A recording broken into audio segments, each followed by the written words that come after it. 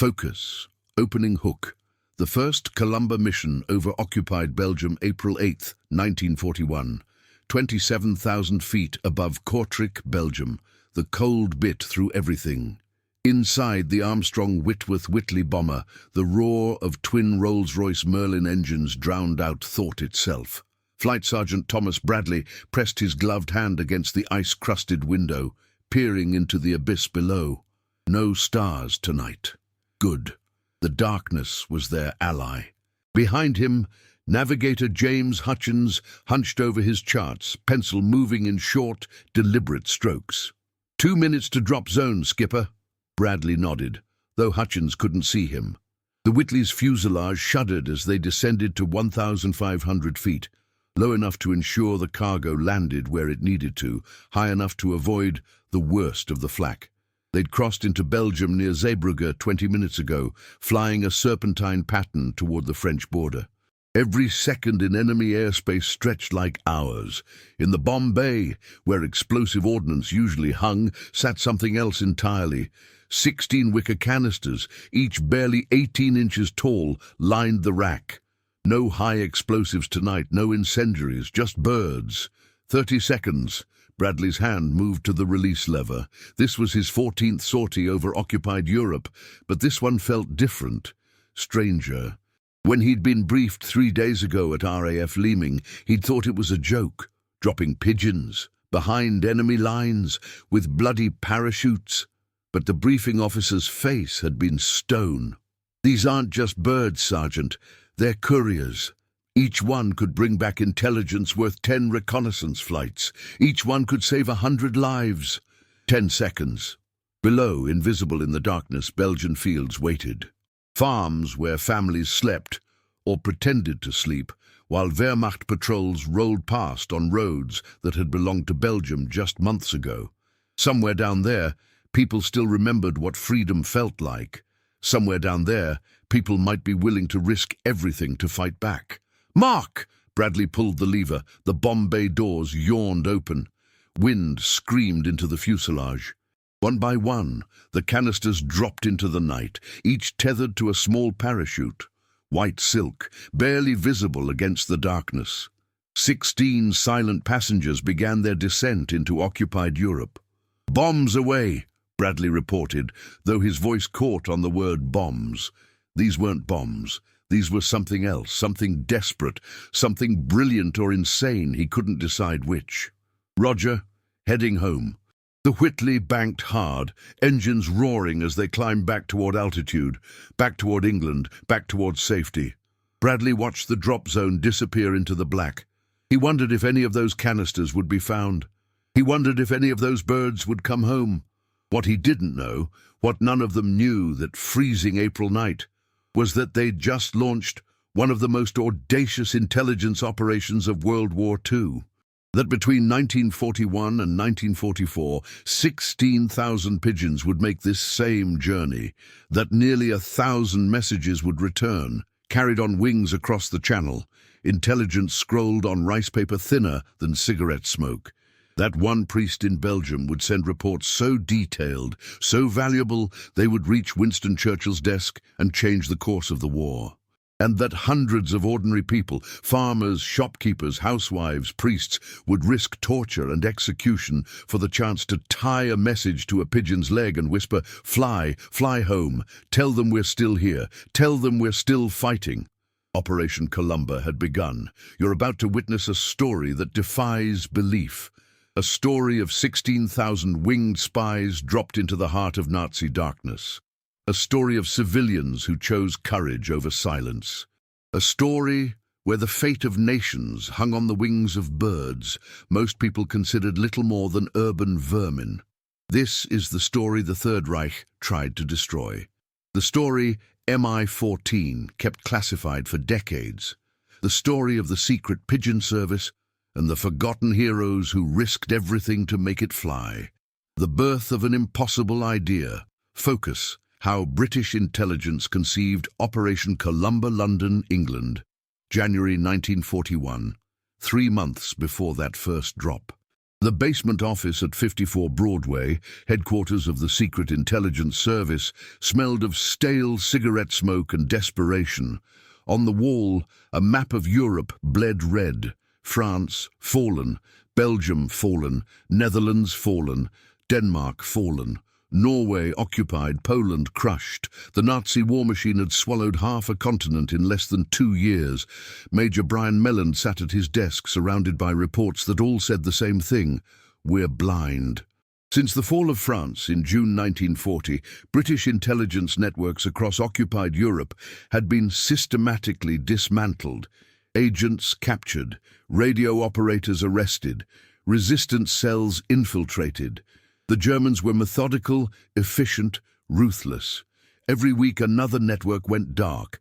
The problem wasn't courage. Brave men and women still fought in the shadows. The problem was communication. Radio transmissions could be triangulated, intercepted, decoded. Couriers could be stopped at checkpoints, searched, arrested. Fishing boats attempting channel crossings were strafed by Luftwaffe patrols. The Wehrmacht had sealed occupied Europe tight as a drum. Melland stubbed out his cigarette and lit another. His eyes fell on a photograph pinned to his bulletin board: carrier pigeons being loaded into baskets during World War I. 25 years ago, these birds had carried messages through poison gas and artillery fire. They'd been decorated with medals, credited with saving thousands of lives. He pulled the photograph down, studying it. Pigeons. The idea was absurd, wasn't it? He walked upstairs to the office of Colonel Richard Gambier Parry, head of Section 8, the Technical and Communications Division. Gambier Parry looked up from a decoded intercept, exhaustion etched into every line of his face. "Brian, tell me you have good news." "I have an idea," Melland said. "You'll think I've lost my mind." "Try me." Melland placed the photograph on the desk. "Pigeons. We drop them behind enemy lines. Include questionnaires, rice paper, pencils. Ask the people who find them to send back intelligence." Silence filled the room. Gambier Parry picked up the photograph, examined it, set it down, picked it up again. "You're right," he said finally. "I think you've lost your mind." But he didn't hand the photo back. "Talk me through it." "Homing pigeons have a range of 400 to 600 miles. We know this. It's proven science. They navigate using magnetic fields, landmarks, even smell. They'll fly through weather that grounds aircraft, through flak, through fighters. And if the Germans find them first, then we've lost a pigeon, not an agent, not a radio operator, not a network we've spent months building. A bird." Gambier Parry leaned back in his chair. Outside, London shuddered under another night of bombing. The Blitz had been raging for months. Thousands dead, thousands more homeless. Britain was fighting for survival, and they were discussing pigeons. What would you need? Thousands of birds, specially trained, parachutes to drop them safely, containers to protect them during the fall, questionnaires that asked the right questions without giving away intelligence priorities, pilots willing to fly low-altitude drops over occupied territory. And you think civilians will cooperate, risk their lives for this? Melland met his gaze. "I think there are thousands of people in occupied Europe who feel helpless right now, who want to fight but don't know how. We're giving them a weapon. All they have to do is write down what they see and let a bird fly home." Gambier Parry stood, walked to the window. Below, London burned. Above, stars shone cold and indifferent. Somewhere across that dark channel, millions of people lived under the boot of tyranny, waiting for deliverance. "This is either the most brilliant idea I've heard all year," he said quietly, "or the most ridiculous. Possibly both." He turned back to Melland. "But we're running out of options. Write up a formal proposal. I'll take it to Menzies." 6 weeks later, Operation Columba received official approval. May 14. A little-known branch of British military intelligence specializing in German-occupied territories would run the operation. Section 14D, nicknamed the Special Pigeon Service, was born. The Royal Air Force allocated aircraft from Bomber Command. The Royal Pigeon Racing Association provided birds, Champions, some of them, whose bloodlines had won races across England. Engineers designed collapsible containers with spring-loaded parachutes. Printers produced thousands of questionnaires in French, Dutch and Flemish. The questions were carefully crafted. Where are German troops stationed near you? What types of units? Have you observed any unusual military activity? What is the morale of occupation forces, of civilians? Each container would include 2 sheets of rice paper, a pencil, a small bag of grain, and, crucially, a recent underground resistance newspaper to establish credibility. The message was clear. We are British intelligence. We need your help. This bird will carry your words home. On April 8, 1941, the first 16 canisters dropped into Belgian darkness. No one knew if any would return. Then, 3 days later, a pigeon landed at a loft in Dover. Attached to its leg was a tiny aluminum cylinder. Inside, on rice paper barely larger than a postage stamp, was a message in careful French. German garrison, 30 men, northeast corner of village square, 3 trucks. Morale low. More information if you send another bird. God save the king. The Secret Pigeon Service worked. Inside, MI-14, the Secret Pigeon Service. Focus, how the operation actually functioned. Logistics, challenges, successes, RAF Tempsford, Bedfordshire, England. October 1942. Dawn broke cold and grey over the airfield. In Shed 7, a nondescript wooden structure at the far end of the runway, Captain Geoffrey Parsons checked his watch. 05:30 hours, 3 hours until the next drop. Around him, the morning shift worked with quiet efficiency. This wasn't like other RAF operations. No bombs being loaded, no ammunition belts being fed into gun turrets. Instead, rows of wicker canisters lined the walls, each one breathing with soft coos and rustles. Pigeons, hundreds of them. Parsons walked down the row, inspecting each container. The engineering was deceptively simple. Wicker basket 18 inches tall, 12 inches in diameter, with ventilation slots and a spring-loaded lid. Attached to the top, a parachute made from white silk, packed tight. Total weight with bird inside, 11 pounds. Each canister held 1 pigeon, well, technically 2 on special drops, but survival rates were better with singles. Less panic, less thrashing in the confined space. "Sir, we've got the questionnaires ready for tonight's sortie," Corporal Davies called from the preparation table. He held up a stack of printed forms, each one carefully folded. 32 drops across northern France. Parsons picked up one of the questionnaires. The printing was in French, the paper quality surprisingly good, considering wartime rationing. To the finder, "This pigeon comes from Great Britain. We ask for your assistance in our struggle against Nazi Germany. Please fill in the form below and release this pigeon to fly home. Your information will help liberate your homeland." 1. Location where you found this pigeon. 2. German military units in your area. 3. German fortifications, bunkers or defensive positions. 4. Railway movements or military transports. 5. Effects of recent Allied bombing. 6. Morale of German troops. 7. Morale of civilian population. 8. Any other information? At the bottom, in bold letters, "Destroy this form after copying information to rice paper.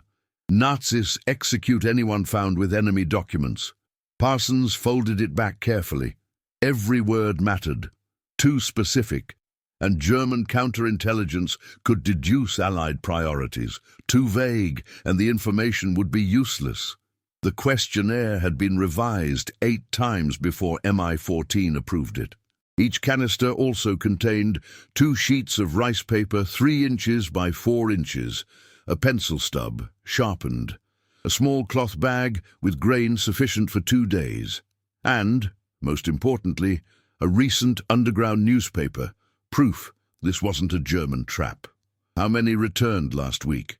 Parsons asked. Davies consulted his logbook. From the previous week's drops, 11 birds came home. 9 carried messages, 2 arrived empty. Probably released by someone too frightened to write anything. 11 out of 60 dropped. Roughly 18% return rate, better than recent months actually. In 1941, when the operation began, only about 10% made it back. By 1942, the rate had improved as MI-14 refined drop zones, seasonal timing, and selection of stronger birds. But that meant 80 to 90% of the pigeons never returned. Some landed in forests never found. Some landed in areas so heavily patrolled that locals dared not approach. Some were caught by German counterintelligence units who'd started actively hunting the birds. Some were simply eaten. Protein was protein in occupied Europe, and a pigeon dropping from the sky was a gift in hungry times. "What about quality of intelligence?" Parsons asked. "Variable, sir." Davies flipped pages. "We got one message from near Lille that was just Vive la France, written 20 times. Nothing useful. But 3 messages from the Belgian coastal region included detailed sketches of concrete fortifications, Atlantic wall construction. MI6 forwarded those directly to Churchill's office. That was the gamble. Quantity over quality. Drop thousands of pigeons, hope hundreds return, pray that dozens bring intelligence worth having. In the calculus of war, it was remarkably cost-effective. A pigeon cost 20 shillings. Training and equipment added another 10. 30 shillings, less than £2 sterling, for a potential intelligence asset. Compare that to training and inserting a human agent, months of preparation, thousands of pounds in equipment and support, and if captured, the agent could be tortured for information that compromised entire networks. A pigeon, if captured, revealed nothing. "Time to load up," Parsons announced. The crew moved into action. Each canister was carefully checked.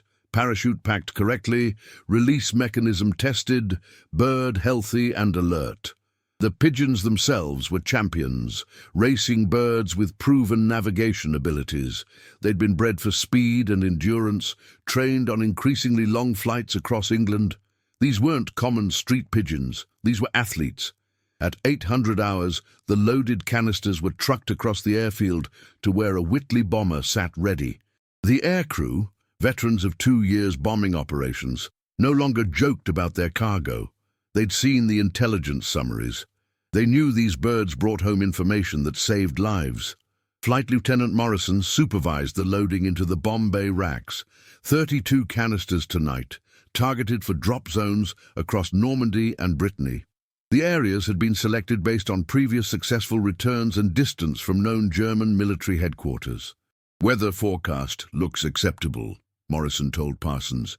"Clear skies over the Channel, some cloud cover over France. Perfect for our purposes. Low enough altitude to avoid radar, cloudy enough to avoid visual spotting. Godspeed, Lieutenant." "To us or the birds?" "Both." The Whitley took off at 08:47 hours, climbing into grey English sky. 6 hours later, over fields near Saint-Brieuc, France, 32 parachutes blossomed white in the darkness. By the following week, 5 pigeons returned. One brought a message describing Wehrmacht field exercises near Rennes. Another detailed coastal gun emplacements at Plérin. A third, heartbreakingly, carried only 5 words. "My son was shot yesterday." MI-14 logged them all, cross-referenced the intelligence with aerial reconnaissance, decoded radio intercepts, other source reports. Slowly, methodically, a picture emerged, a mosaic of information, each piece small, but together forming a map of occupied Europe that no single spy network could provide. And in his office in London, Brian Melland added another pin to his map. 16,000 pigeons deployed, nearly 1,000 messages received. Operation Columba continued. The war demanded it. The birds delivered it. And somewhere in occupied Europe, ordinary people kept writing their tiny acts of defiance on rice paper, whispering prayers as feathers disappeared into the sky. The discovery. Civilians make their choice. Focus. A Belgian family finds a pigeon. The decision to resist Lichtervelde, Belgium, May 7th, 1942. The canister landed in Michel Dubois' cabbage field an hour before dawn. He didn't hear it fall. The parachute slowed the descent enough that it settled into the soft earth with barely a sound. But when he came out at first light to check the vegetables before the day's work, there it was, a wicker cylinder lying on its side among the cabbages, a crumpled white parachute tangled around it like a sleeping ghost. Michel froze.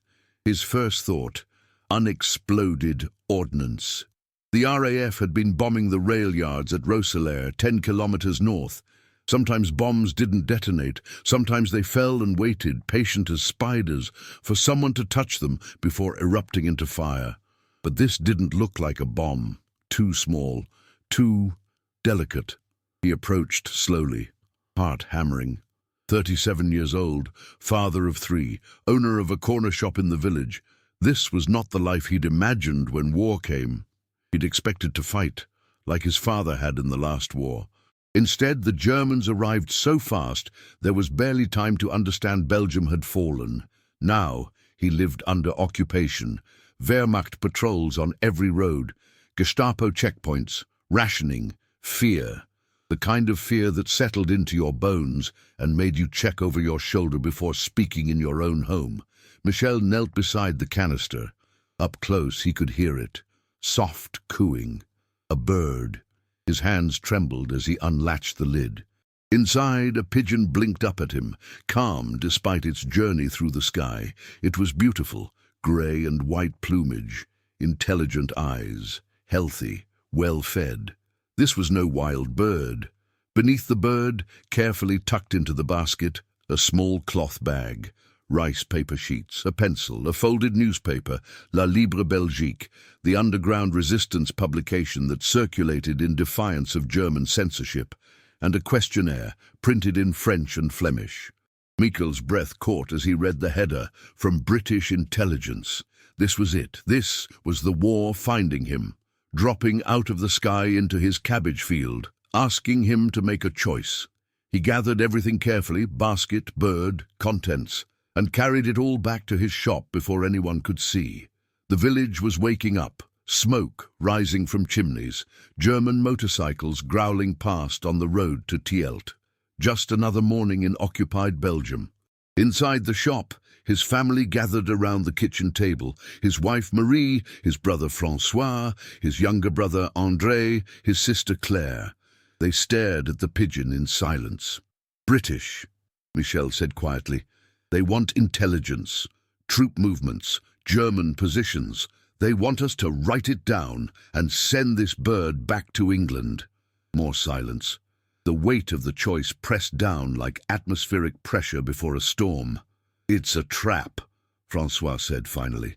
He was the eldest, cautious by nature. "The Germans are clever. This could be a test to see who's willing to resist. They find this bird, they find a message, they trace it back here. We're dead. All of us."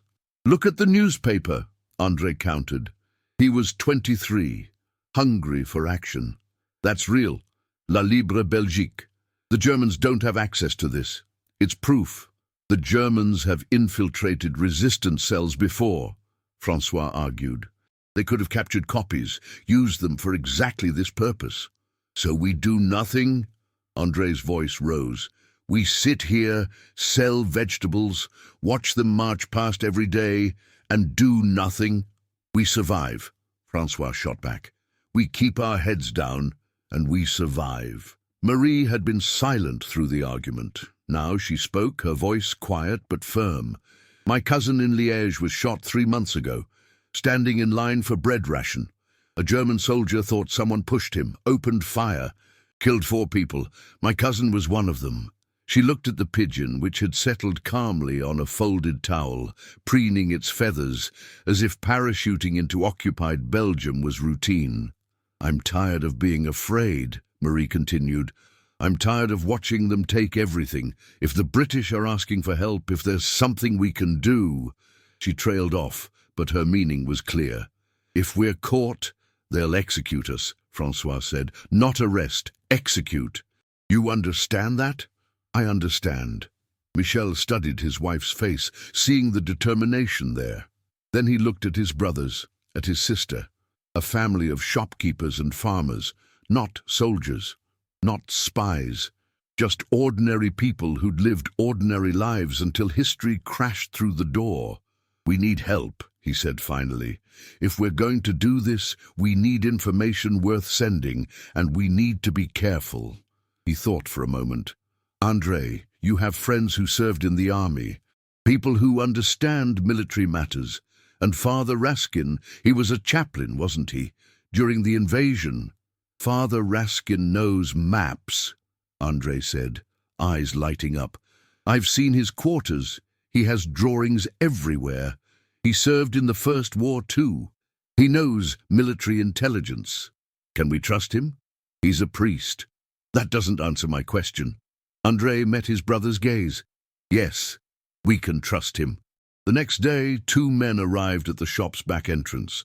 Henri Clearon, a former soldier with a passion for military topography, and Father Josef Raskin, a thin, bearded man in his 50s, whose eyes held something between grief and steel.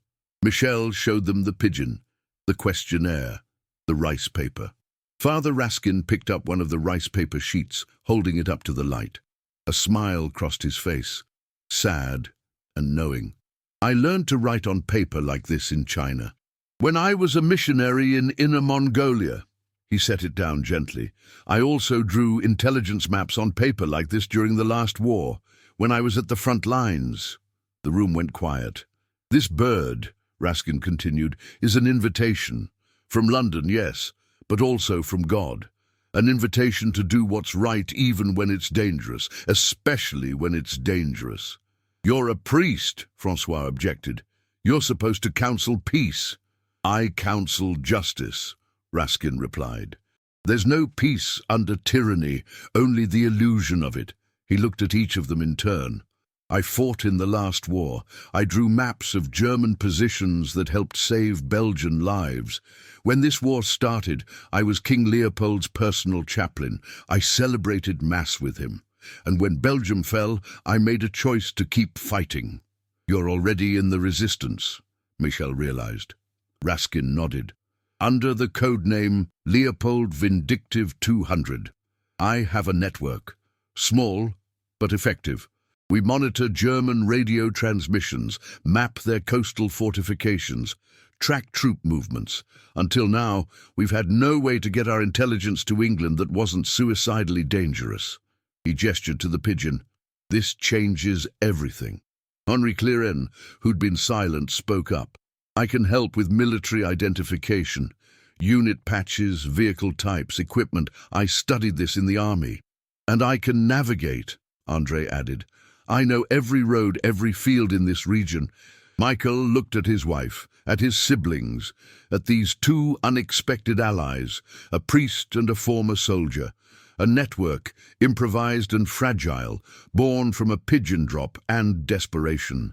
"Then we're decided," he said. Father Raskin picked up the pencil.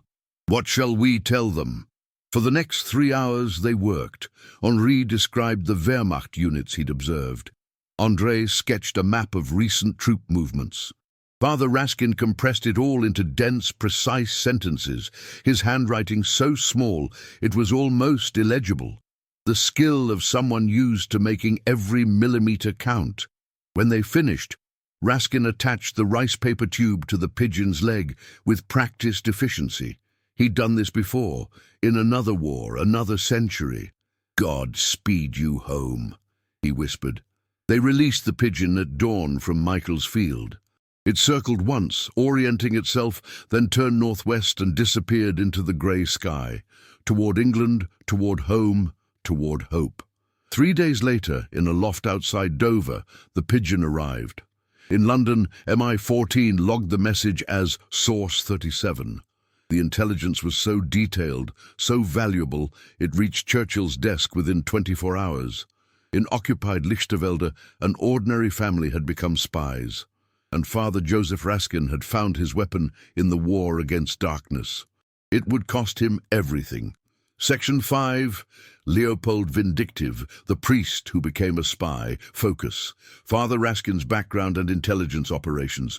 Before the war, before the Pigeons, before Leopold Vindictive, there was simply Josef Raskin, priest, artist, dreamer. Born in Stevoort, Belgium in 1892, he'd grown up in a world that believed in progress, in peace, in the steady march toward enlightenment. That world died in August 1914, when he was 22 years old and studying for the priesthood.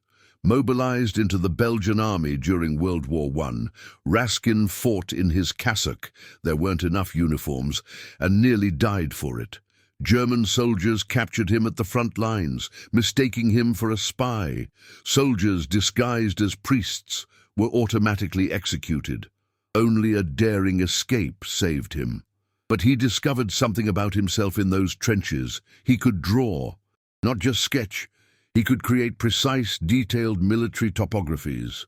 His maps of German positions were so accurate that Belgian command used them to plan counterattacks.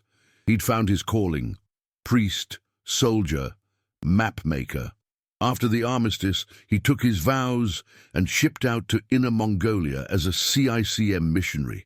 For 14 years, he lived in a world so different from Belgium, it might as well have been another planet. He learned Mandarin, taught natural sciences, wrote on rice paper with brushes and ink. When he returned to Belgium in 1934, he thought he'd left war behind forever. He was wrong. September 1939, Germany invaded Poland. Britain and France declared war. Belgium declared neutrality, praying history wouldn't repeat itself. But May 10, 1940, Wehrmacht columns crashed across the border. King Leopold III called every priest who'd served in the last war back to duty. Raskin, now 47 years old, became a military chaplain again. He was assigned to the king's headquarters as personal spiritual advisor. For 18 days, he celebrated Mass while Belgium burned. Then, on May 28th, King Leopold surrendered. The Belgian army ceased to exist. The government fled to London. 4 million Belgians found themselves under German occupation. Most priests retreated to their parishes to shepherd their flocks through darkness. Father Raskin made a different choice. He'd fought the Germans before. He would fight them again. His first advantage, his knowledge of Chinese. During his years in Inner Mongolia, he'd learned to write intricate characters on rice paper, tiny, dense, precise. That skill translated directly to intelligence work. He could fit thousands of words onto a scrap of paper barely larger than a postage stamp. His second advantage, his artistic training. He could still draw maps with photographic accuracy, translating what he observed into diagrams that military planners could use. His third advantage, no one suspected priests. Wehrmacht soldiers nodded respectfully when he walked past. Gestapo officers didn't give him a second glance. His collar was camouflage better than any uniform. He began carefully, listening to German radio transmissions. He had a basic understanding of radio technology from his mission years. Sitting in his quarters at the vicarage in Aschot, he would tune into Wehrmacht frequencies and transcribe their communications. Troop movements, supply requisitions, operational orders, broadcast in the open because the Germans assumed no civilians had the equipment or expertise to intercept them. They were wrong about Father Raskin. Next, he started mapping. Every Sunday, he would travel through the countryside to offer Mass at small parish churches, a normal, unremarkable activity. But during those travels, he observed everything: bunker construction, artillery positions, tank formations, airfield developments. Back in his quarters, he would translate those observations into detailed sketches. By winter 1941, he'd accumulated intelligence that would be invaluable to the Allies. But he had no way to get it to England. Courier networks were being rolled up by the Gestapo.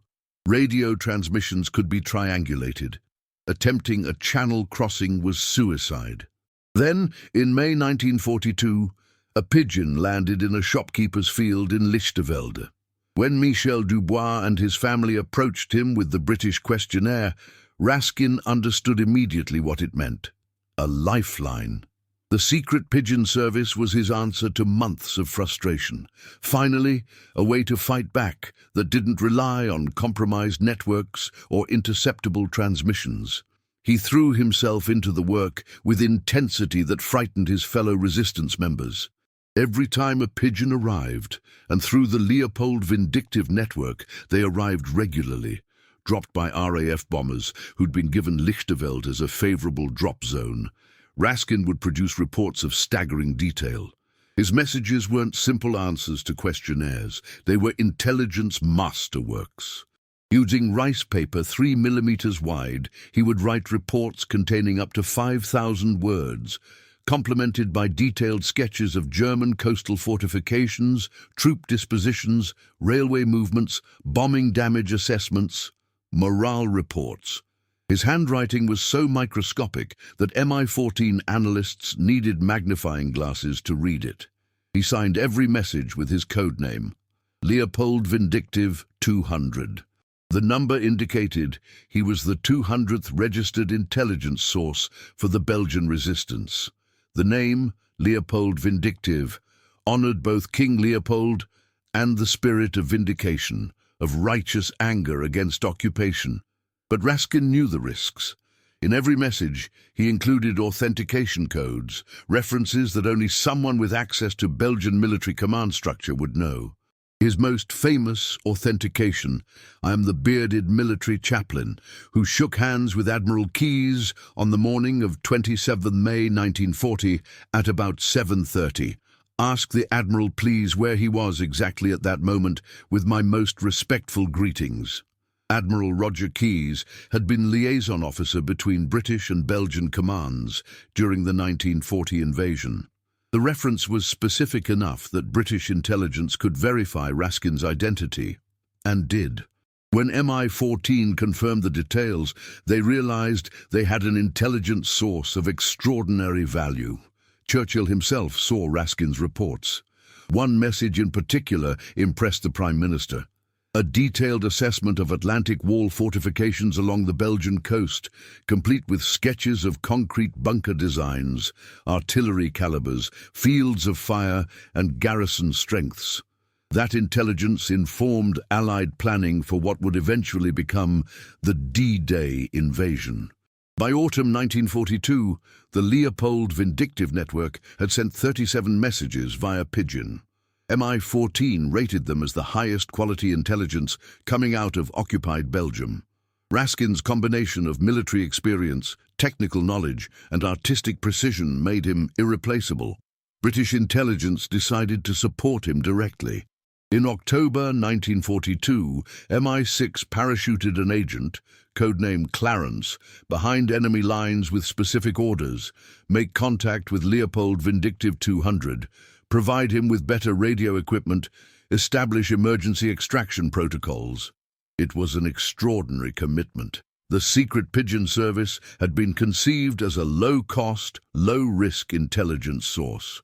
But Raskin's work was so valuable that British intelligence was willing to risk human agents to support him. For Raskin, the work consumed everything.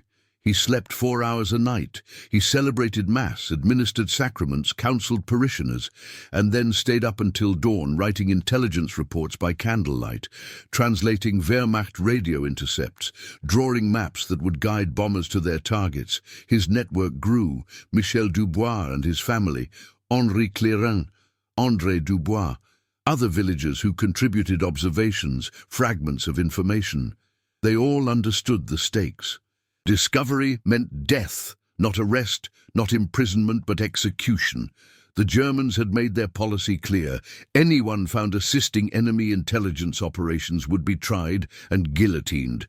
Yet they continued, week after week, month after month. Pigeons arrived, messages flew home. Intelligence flowed from occupied Belgium to London, from darkness to light. In conscience and before God, I have done my duty, Raskin would later say. It would be his only defense when the darkness finally came for him, because the Gestapo was hunting and they were getting close. Message 37. Intelligence that reached Churchill focus. The most significant intelligence from Leopold Vindictive, London, England, September 12, 1942. The Pigeon arrived at a Royal Air Force loft in Kent at 0847 hours. Exhausted, feathers ruffled from a flight that had covered more than 200 miles across the Channel, it landed and immediately began drinking from the water trough.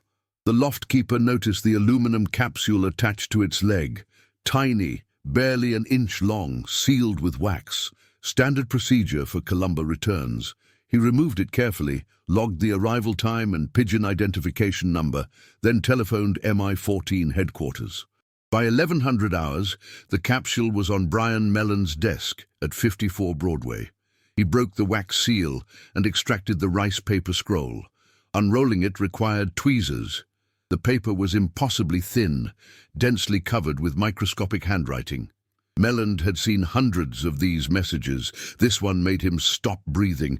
The first section identified the sender, Leopold Vindictive 200.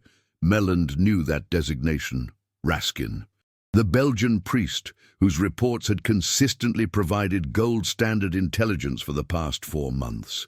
But this message was different, longer, more detailed, more important. The text covered both sides of the rice paper, supplemented by 3 additional sheets, the absolute maximum a pigeon could carry without compromising flightability. Raskin had used every millimeter, his handwriting so compressed it was almost calligraphic. Mellon grabbed a magnifying glass. What he read made him reach for the telephone. "Get me Colonel Gambier Parry, priority." The message, later designated Source Message Number 37 in National Archives files, contained 4 sections. Section 1, Authentication. Raskin identified himself with the now familiar reference to Admiral Keyes, then added new details that only someone with intimate knowledge of Belgian military operations could know. Specific unit designations from the 1940 campaign, names of officers, locations of headquarters during the German invasion. It was overkill, really. MI-14 had already confirmed his identity, but Raskin was meticulous. He wanted London to trust what came next. Section 2. Atlantic Wall Construction, Belgian Coast. This was the heart of the message. Raskin had spent weeks observing and documenting German fortification efforts along the Belgian coastline, from Ostend to Knokke. His report included exact locations of 27 concrete bunkers under construction, with map coordinates, artillery types and calibers at each position, 80 mm of flak guns, 105 mm howitzers, 150 coastal guns, fields of fire and interlocking coverage zones, construction schedules and completion estimates, engineering unit designations and commander names, labor force composition, Belgian forced labor, German pioneers, organization Todd contractors, ammunition storage locations, command, control communication lines. He'd even included sketches, impossibly tiny but geometrically precise, showing bunker floor plans, wall thickness, estimated at 2.5 meters of reinforced concrete, ventilation systems, and blind spots in coverage. This wasn't amateur observation. This was military intelligence of professional quality, delivered by a priest with a pencil and rice paper. Section 3, Wehrmacht Force Dispositions. Raskin detailed German military units stationed in the Lichterwelde-Tielt-Röselaar Triangle, 89th Infantry Division Headquarters at Chateau de Maigam, complete with staff roster. 2nd Company, 176th Artillery Regiment, at former Belgian barracks Luftwaffe early warning radar installation near Zaren Wehrmacht, supply depot coordinates, fuel storage facilities at Pittem Railway Junction security details. For each unit, he provided strength estimates, equipment inventories and, crucially, morale assessments. German soldiers were increasingly exhausted, he reported. The Eastern Front was bleeding the Wehrmacht white. Replacements arriving in Belgium were older, less trained, less motivated. Section 4. Bombing Damage Assessment RAF Bomber Command had been hitting the rail yards at Roeselare for months. Raskin provided detailed after-action reports, which bombing runs had successfully destroyed tracks, estimating repair time at 4 to 6 days, which runs had missed targets entirely. Civilian casualties, 37 Belgian dead in the August 15th raid, German repair capabilities and schedules, alternative routes the Wehrmacht was using to bypass damaged sections. This intelligence would allow RAF planners to assess effectiveness and adjust future targeting. When Colonel Gambier Parry arrived at Mellon's office, he found his subordinate still hunched over the magnifying glass, cross-referencing Raskin's report with existing intelligence files. "This," Mellon said without preamble, "needs to go to Churchill." Gambier Parry read it, once, then again, then a third time. "Good God," he whispered. "How did he get this level of detail? He's a priest. He travels. He observes. He has a network of civilian sources.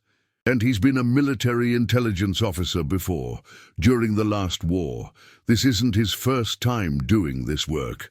The bunker specifications, these are better than aerial reconnaissance. Aerial reconnaissance can't see inside concrete walls. Raskin is talking to construction workers, to forced laborers, to people who are building these fortifications." Gambier Parry set the message down carefully. "If the Germans catch him, they'll torture him for every name in his network. This level of information didn't come from one man working alone. I know, and he knows that too. He's risking not just his own life, but everyone connected to him." "He knows," Mellon repeated. That afternoon, Source Message 37 was typed up, formatted, and included in the daily intelligence summary that went to the War Cabinet. Churchill read it that evening. The Prime Minister's response was handwritten in the margin. "Symbolic of the spirit of resistance alive inside occupied Europe. Ensure this source is protected and supported. On Churchill's orders, MI6 made arrangements to parachute additional support to Leopold Vindictive, a radio operator, Clarence, emergency funds, extraction protocols if the network was compromised." But there was something else in Churchill's note, something between the lines, admiration. Here was an enemy the Nazis couldn't defeat with tanks or bombers or terror. A Belgian priest with a pencil, fighting back with information and courage. Tying messages to pigeons and sending them across the channel to say, "We're still here, we're still fighting, we haven't surrendered." In occupied Belgium, Father Raskin knew none of this. He didn't know Churchill had read his words.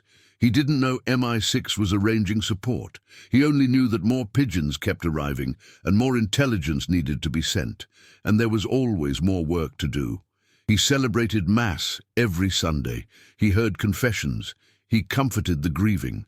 And at night, by candlelight, he wrote messages for birds to carry across the sea, duty and faith intertwined.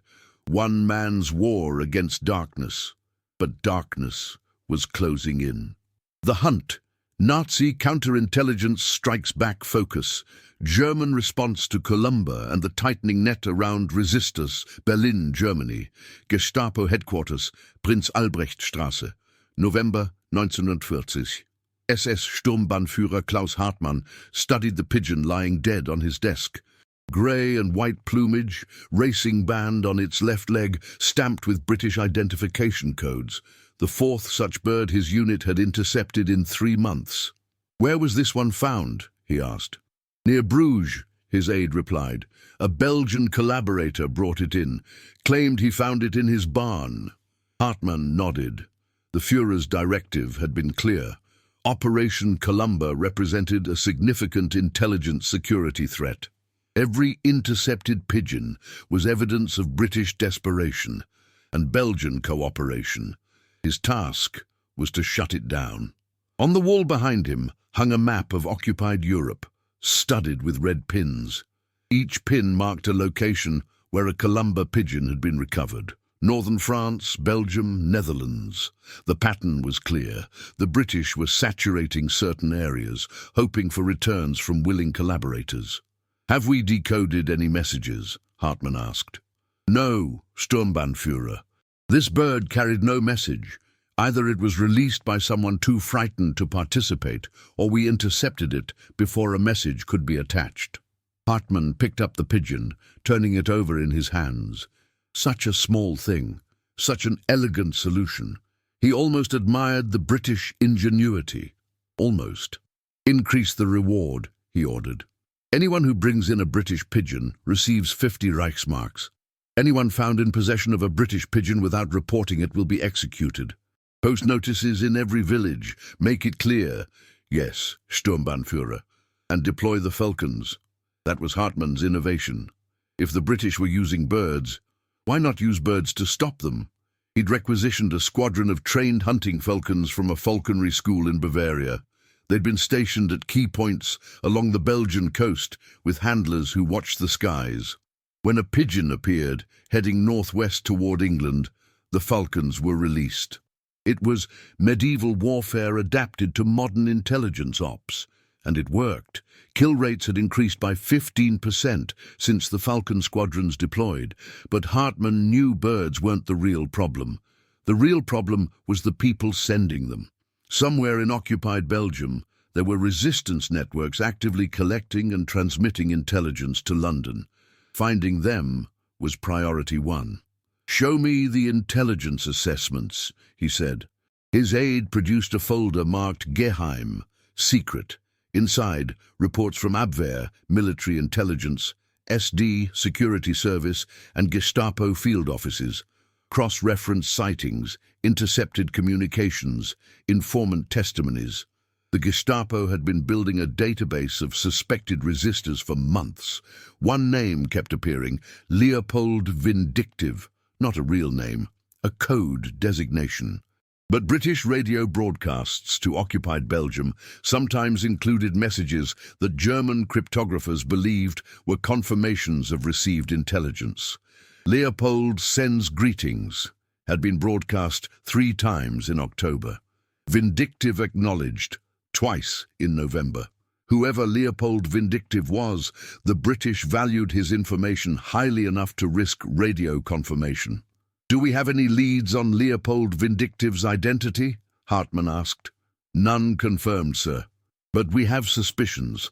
The intelligence he provides suggests someone with military training, knowledge of fortifications, and freedom of movement. Our analysts believe he's either a former Belgian officer or a priest." A priest. Priests travel constantly between parishes. They're trusted by civilians. They're typically educated, observant, and Wehrmacht soldiers don't scrutinize them the way they would other men of military age. Hartmann considered this. Increase surveillance on churches, particularly in areas where we've recovered Columba pigeons. Watch for priests who travel frequently, who meet with suspicious individuals, who show unusual interest in military installations. That could be dozens of priests, sir. Then watch dozens of priests. This is total war. We cannot allow intelligence leaks. Over the following months, Gestapo surveillance intensified across occupied Belgium. Informants were recruited, threatened, bribed. Phone lines were tapped. Mail was opened. People disappeared for questioning and sometimes didn't return. The terror had its intended effect. Columba return rates dropped. In early 1942, nearly 18% of dropped pigeons returned with messages. By spring 1943, the rate had fallen to 12%. People were afraid, but some people kept fighting. Leopold Vindictive kept sending messages. Michel Dubois' network kept operating. Pigeons kept flying home. And then, inevitably, someone made a mistake. May 1st, 1942, Lichtervelde, Belgium. The man appeared at Michel Dubois' shop in mid-morning, dressed in ragged clothes, claiming to be a vagrant looking for work. He had an honest face, tired eyes. He spoke Flemish with a Bruges accent. Michel gave him bread and a few francs, common kindness in hard times. The man thanked him, blessed him, and left. What Michel didn't know, the man was Gestapo. A specialist in undercover operations who'd been planted in Lichtervelde after pattern analysis suggested the village was a hotspot for resistance activity. Too many pigeons had been dropped nearby. Too much intelligence was flowing from this region. The agent spent 3 weeks in Lichtervelde, watching, listening, building a network of observations. He saw Michel Dubois meet regularly with Henri Clérin. He saw André Dubois travel frequently to Archaud. 3 weeks of watching. Then the agent reported back to Gestapo headquarters in Brussels. Suspected resistance cell operating in Lichtervelde. Recommend immediate surveillance and arrests. The noose began to tighten. June 15th, 1943. Gestapo headquarters, Brussels. 2 MI6 agents had been captured near Antwerp. Under interrogation, they revealed their mission: make contact with Leopold Vindictive, provide radio equipment, establish extraction protocols. The Gestapo now had confirmation. Leopold Vindictive wasn't just a minor resistance figure. He was valuable enough that British intelligence was risking human agents to support him. Hartmann authorized a full-scale operation. Every suspected resistance member in the Lichtervelde region would be arrested simultaneously. No warnings, no chance for networks to scatter. The raids came at dawn on June 18, 1943. The reckoning, arrest, trial and execution. Focus, the capture and fate of Leopold Vindictive Network, June 18, 1943. Lichtervelde, Belgium. No, for 30 hours. Father Josef Raskin was preparing for morning mass when the trucks arrived. He heard them before he saw them. The distinctive rumble of Wehrmacht vehicles, too many for a routine patrol. He walked to the window of his quarters and looked out into the grey pre-dawn light. Black sedans. Gestapo. He knew immediately what it meant. His hand went to the desk where, just hours before, he'd been writing another intelligence report. The rice paper was still there, half filled with microscopic notations about German troop movements. He gathered it quickly, along with maps, questionnaires, anything that could implicate others in his network. The door shattered inward. SS officers poured into the room, pistols drawn. Hartmann himself led them, his face cold and efficient. Father Josef Raskin, you are under arrest for espionage against the German Reich. Raskin said nothing. He stood calmly, his hands visible, his face betraying no fear. In that moment, he looked every inch what he was, a soldier who'd fought in 2 wars and knew this day might come. They found everything: the intelligence reports, the rice paper, the tiny pencils, maps with German fortifications marked in exquisite detail, radio equipment hidden behind a false panel. Evidence so overwhelming that denial was pointless. Within hours, the entire network collapsed. Michel Dubois arrested at his shop, his wife Marie dragged away in front of their children, Henri Clérin captured attempting to flee across the French border. André Dubois found hiding in a barn, a pigeon container clutched in his hands. 37 people arrested in total. The entire Leopold Vindictive network rolled up in a single coordinated strike. The interrogations were brutal. Gestapo methods left nothing to chance: beatings, sleep deprivation, threats against family members. But Raskin gave them nothing. Every question met with silence or deflection. When they demanded names of other resistance members, he provided only those already arrested. When they asked about British contacts, he claimed the Pigeons were his only communication method. "You will be executed," Hartmann told him during one session. "You understand this?" "I understand," Raskin replied quietly. "In conscience and before God, I have done my duty." Those words would appear in the trial transcripts. They would be his only defense. The trial was held in Brussels on February 4, 1944. A military tribunal. Swift and merciless. The evidence was presented. Intelligence reports in Raskin's handwriting, maps detailing German fortifications, testimony from captured network members, intercepted British radio confirmations. Raskin was charged with espionage, intelligence gathering for enemy powers, and organizing resistance activities. The sentence was predetermined. Under Nazi occupation law, espionage carried only one punishment. Father Josef Raskin was condemned to death by guillotine, February 18, 1944, Citadel Prison, Liège. They came for him at dawn. He'd spent his final hours in prayer, writing letters to family members he would never see again. His hands were steady as they led him to the courtyard where the guillotine waited, a medieval device repurposed for modern terror. He was 51 years old, a priest, an artist, a soldier, a spy, a man who'd fought in 2 wars and risked everything for a simple principle: evil must be resisted, even unto death. His last recorded words were spoken to the prison chaplain. "Tell them I died at peace. Tell them the pigeons flew home." The blade fell at 06:02 hours. Father Josef Raskin, Leopold Vindictive 200, was dead. Of the 37 arrested network members, 12 were executed alongside Raskin.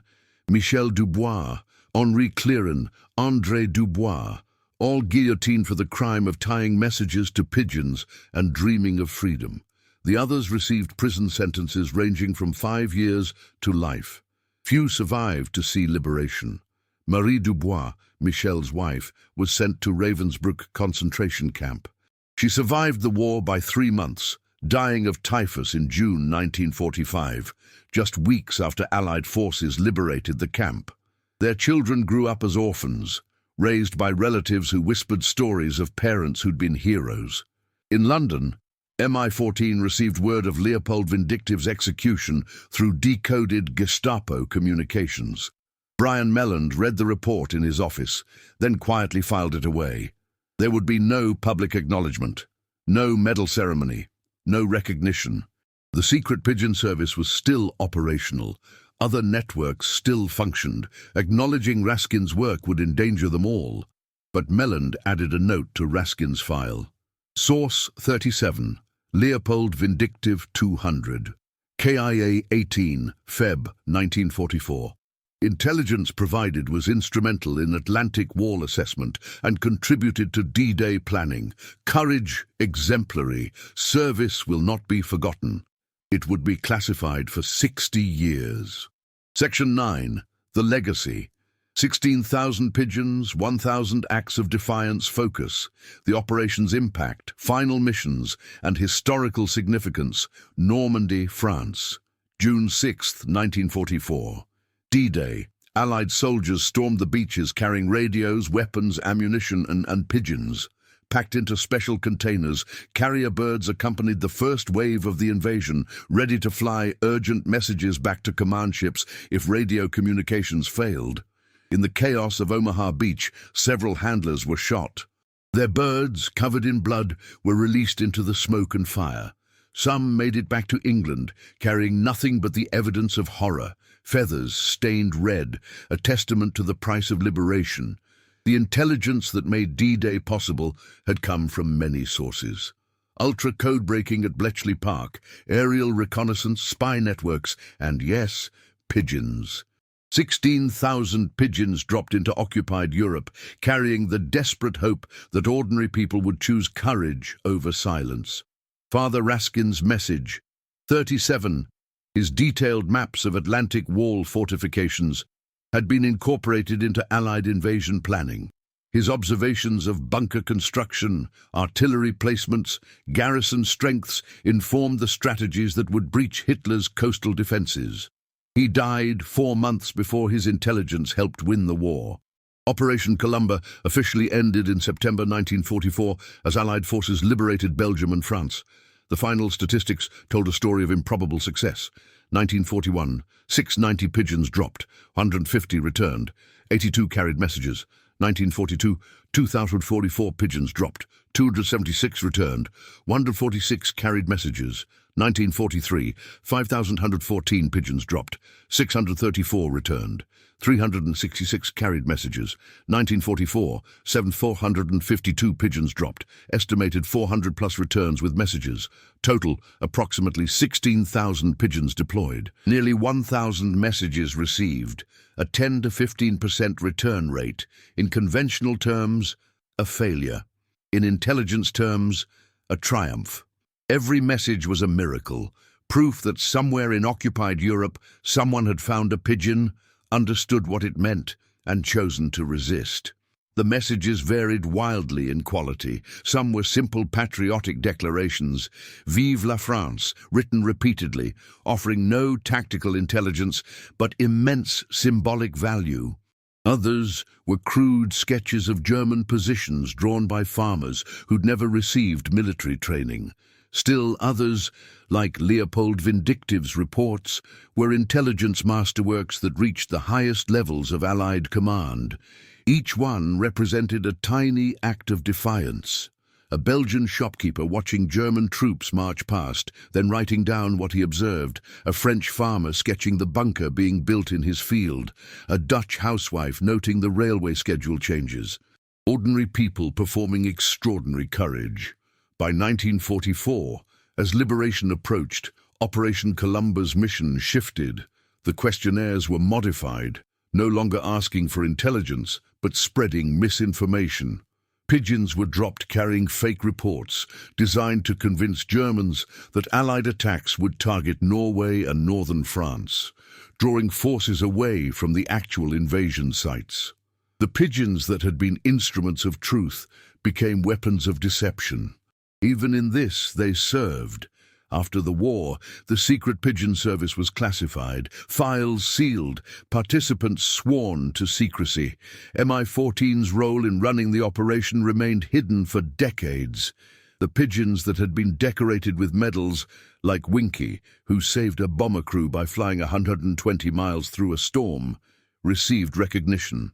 The people who'd risked execution to send them home received silence. It wasn't until the early 2000s, when British intelligence files were declassified, that the full story emerged. Historian Gordon Correra discovered the Columba files while researching another project and realized he'd stumbled onto a forgotten chapter of World War II. Message 37. Father Raskin's work of art, 12 pages of compressed intelligence rolled into the size of a postage stamp, was preserved in the archives. Carrera held it in his hands, marveling at the microscopic handwriting, the intricate maps, the courage compressed into rice paper. It embodied the spirit of resistance, he later wrote. The idea that there were people out there in occupied Europe who wanted to resist, who wanted to work with Britain, who were willing to take huge risks. Today, few remember Operation Columba. The pigeons are footnotes in history books, curious anecdotes in the vast narrative of World War II.